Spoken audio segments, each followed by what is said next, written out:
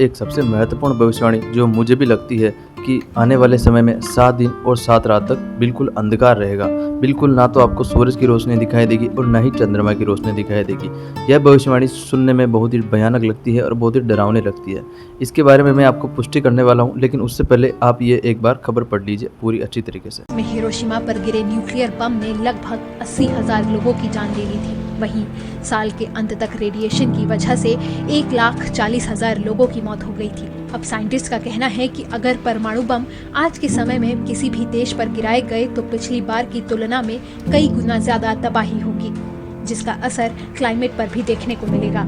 Hiroshima पर हुए हमले के 40 साल बाद 1982 में 2 साइंटिस्ट ने अपनी रिपोर्ट में ये दावा किया था कि अगर न्यूक्लियर वॉर शुरू होता है तो इससे धुएं का एक ऐसा बादल बनेगा जो सूरज की किरणों को रोकेगा और पृथ्वी पर धूप आना पूरी तरह से रुक जाएगी। धूप न आने से पृथ्वी का तापमान बढ़ जाएगा।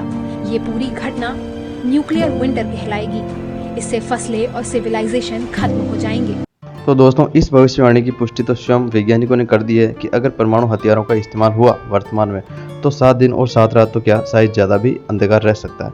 लेकिन जो कि भविष्यवाणी में लिखा गया है कि 7 दिन और 7 रात ही रहेगा, तो 7 दिन और 7 रात ही रहेगा। तो दोस्तों, क्योंकि परमाणु हथियारों का इस्तेमाल अब भविष्य में होने वाला है, क्योंकि विश्व युद्ध की शुरुआत हो चुकी है, रूस और यूक्रेन का युद्ध आप देख रहे हैं, तो आप ज़्यादा दूर नहीं है कि आपको परमाणु हथियारों का इस्तेमाल देखने को मिलेगा। और जैसे ही उनका इस्तेमाल होगा, यह घटना भी आपके सामने आ जाएगी। क्योंकि वैज्ञानिकों ने इसकी पुष्टि की है, तो मुझे लगा कि यह बात आपको बतानी जरूरी है। अब हम बात करते हैं अगली घटना और अगली भविष्यवाणी की।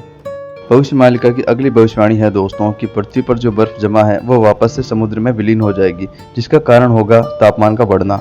और हाल ही में एक रिपोर्ट में कहा गया है कि हर 10 साल में आर्कटिक की 12.6% बर्फ पिघल रही है। अटलांटिक में भी बर्फ पिघलने का दौर जारी है। इसी के बारे में दोस्तों वैज्ञानिकों ने भी कहा है कि 2030 तक यह सारी बर्फ पिघलकर समुद्र में विलीन हो जाएगी। और जब यह बर्फ पिघलकर समुद्र में विलीन हो जाएगी तब समुद्र का स्तर बढ़ जाएगा, जिससे कि कई सारे शहर समुद्र में विलीन हो जाएंगे, जिनमें कि भारत, यूरोप और अमेरिका के ज़्यादातर शहर होंगे। इसी तरह की रोचक जानकारी के लिए हमारे चैनल को सब्सक्राइब कर लें और हमारे साथ जुड़े रहें, ताकि आपको भविष्य में होने वाली घटनाओं की जानकारी पहले से ही मिल सके। तब तक के लिए खुश रहें। जल्दी मिलते हैं नए वीडियो के साथ।